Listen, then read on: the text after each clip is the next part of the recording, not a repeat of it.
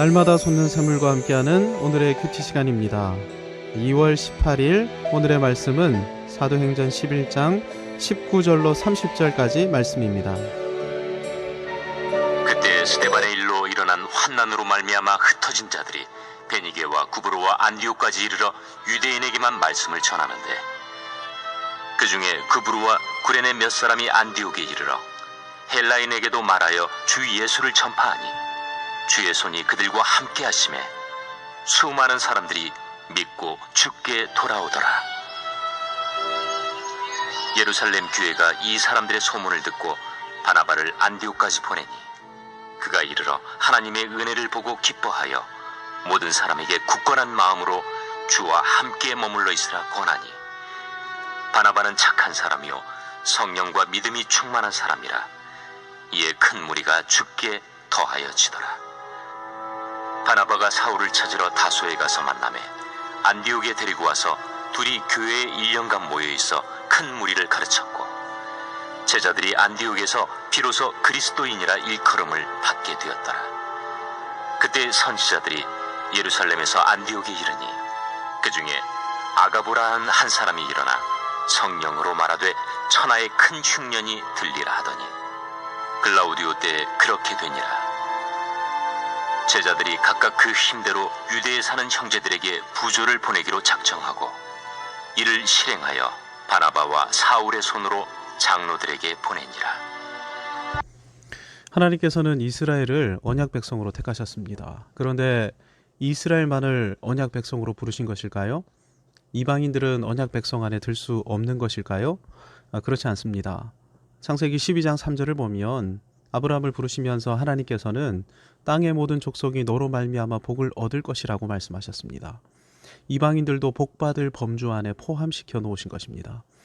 그래서 출애굽 당시 수많은 잡족이 함께 했는데, 잡족이란 여러 민족, 여러 혼합 민족을 가리킵니다.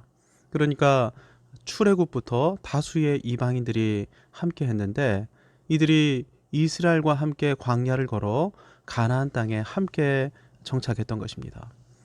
잘 아시는 대로 출애굽 당시 유다 지파의 수령이 갈렙이었습니다. 갈렙은 여분네의 아들인데, 여분네라는 이름의 뜻이 여호와께로 돌아오다입니다. 이방인으로 살다가 특별한 계기로 여호와께로 돌아와 여분네라는 이름을 얻게 된 것이죠. 여분네의 아들 갈렙, 갈렙이라는 이름이 이 사실을 확증합니다. 갈렙의 이름 뜻이 개이기 때문입니다. 레위기 11장을 보면 개는 부정한 짐승입니다. 이스라엘 사람들이 결코 가까이 하지 않는 동물입니다. 여분네가 처음부터 이스라엘 언약 백성이었다면 아들의 이름을 결코 갈렙이라고 짓지 않았을 것입니다. 즉, 여분네와 갈렙은 이방인이었는데 갈렙은 유다 지파를 대표하는 수령의 자리까지 올랐던 것입니다. 이방인들도 언약 백성의 범주 안에 포함돼 있었던 것이죠. 룻기를 보십시오. 룻은 모압 여인입니다. 그런데 룻을 통해 다윗이 출생했습니다. 이 계보는 예수님까지 연결이 되죠. 하지만 역사 속에서 선민 사상을 이데올로기로 가지게 된 이스라엘은 이방인을 멸시하고 천대하기 시작했습니다. 하나님께서 이스라엘을 제사장 나라로 세우시지 않으셨습니까? 제사장 나라는 이방 사람들을 여호와 하나님께로 인도하기 위해 세움받은 나라입니다. 그런데 이스라엘은 이데올로기에 갇혀 제사장 나라라는 거룩한 정체성을 망각하고 자신이 제사장 나라임을 외면한 채 살아왔습니다. 이데올로기와 세계관이 이렇게 강력한 것입니다. 초대교회도 이 이스라엘의 이데올로기를 넘어서지 못했습니다. 그래서 주님께서는 3번이나 되는 환상을 통해 베드로에게 말씀하셔야 했는데, 3번의 환상과 이어진 고넬료 가정의 성령 강림 사건을 통해 교회는 비로소 이방인들에게 복음이 전파되는 것이 주님의 뜻임을 깨닫게 되었습니다.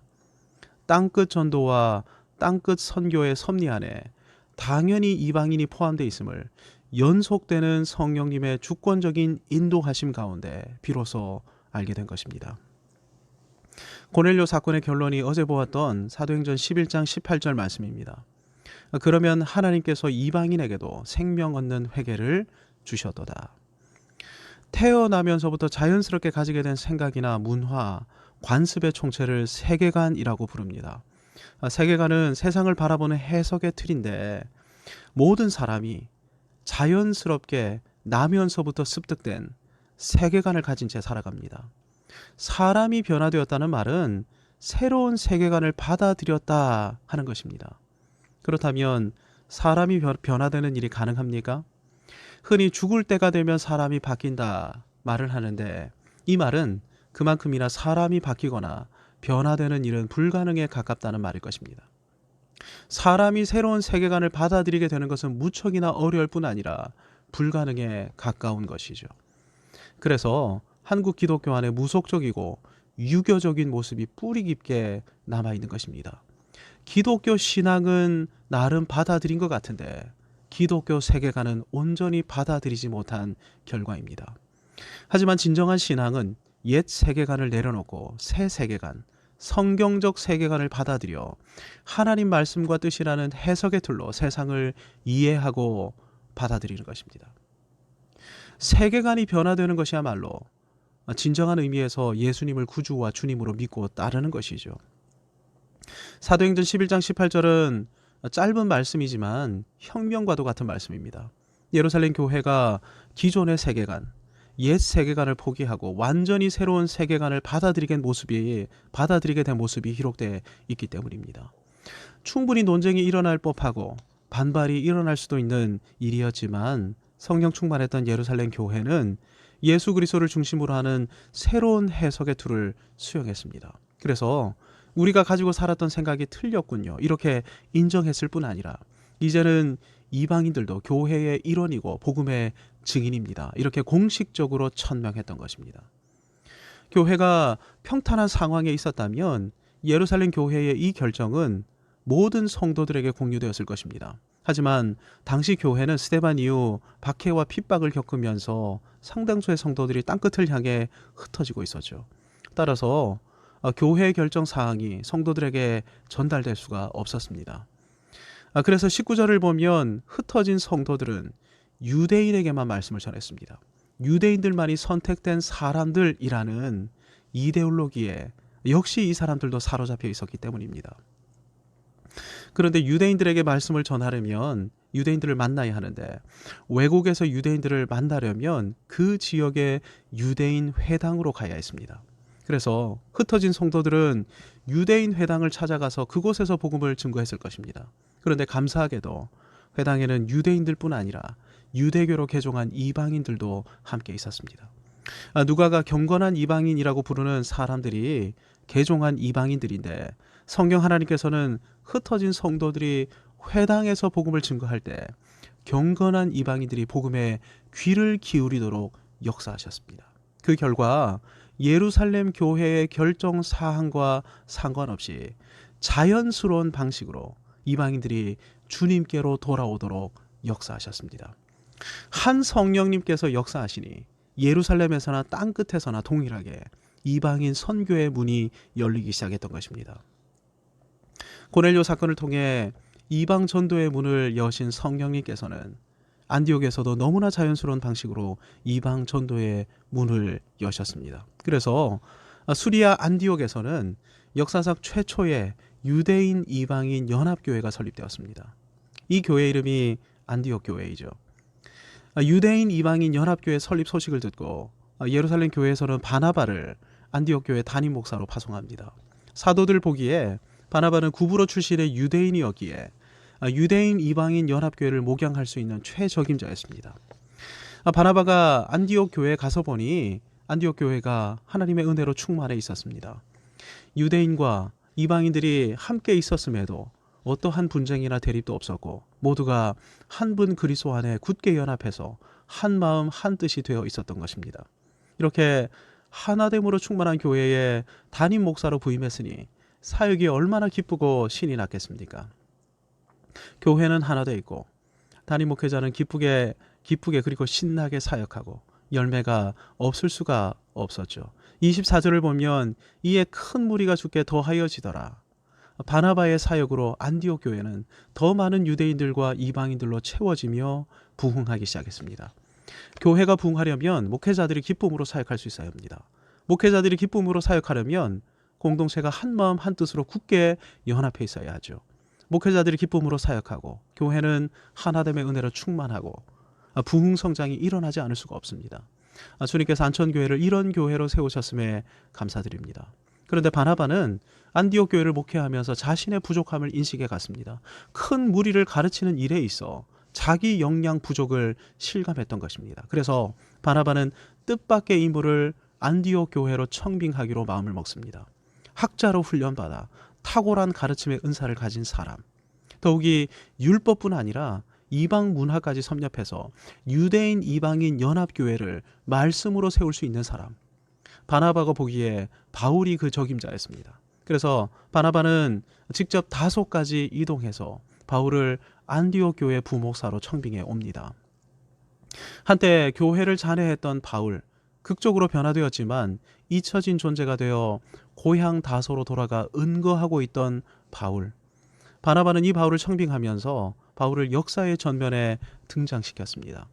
기독교 역사의 획을 끊는 굉장히 중요한 역사적인 사건이 아닐 수 없는데, 바울과 바나바가 동역한 결과에 대해 누가가 26절에서 이렇게 말을 합니다.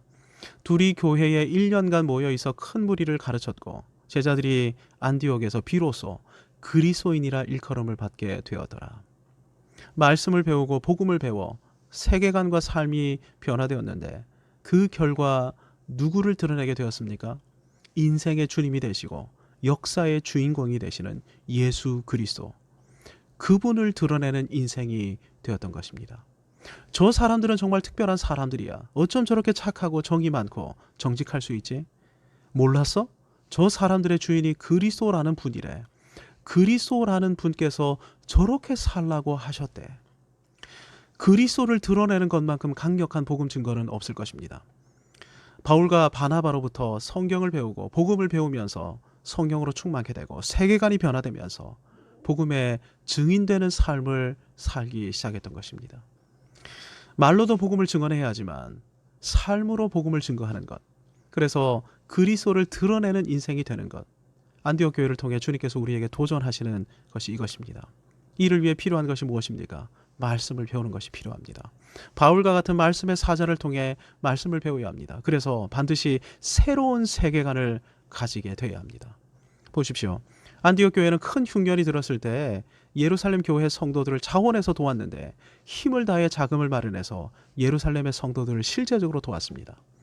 그리스도께서 원하시는 것이 무엇인지를 알았고 그리스도의 사랑을 실천했던 것입니다. 새로운 해석의 틀을 가지게 되어 실제 삶이 변화되어야 합니다. 말을 통해 그리스도를 드러내야 하지만 삶으로는 그리스도가 드러나지 않는다? 그러면 그 말은 무의미한 말, 공허한 메아리가 될 것입니다. 그리고 어쩌면 혐오스러운 말이 될 것입니다. 말씀을 통해 세계관이 변화되고 삶이 변화되기를 기도하십시다. 나를 통하여, 우리를 통하여 그리스도께서 드러나게 해달라고, 그리스도의 사랑이 나타나게 해달라고 오늘 하루도 기도하면서 새로운 삶을 살아가는 저와 여러분 모두가 되시기를 주님의 이름으로 축복합니다. 아멘. 하나님 아버지, 말씀을 잘 배워 우리의 세계관이 변화되게 하여 주셔서 우리를 통하여 그리스도가 드러나게 해 주옵소서. 예수님의 이름으로 기도하옵나이다. 아멘.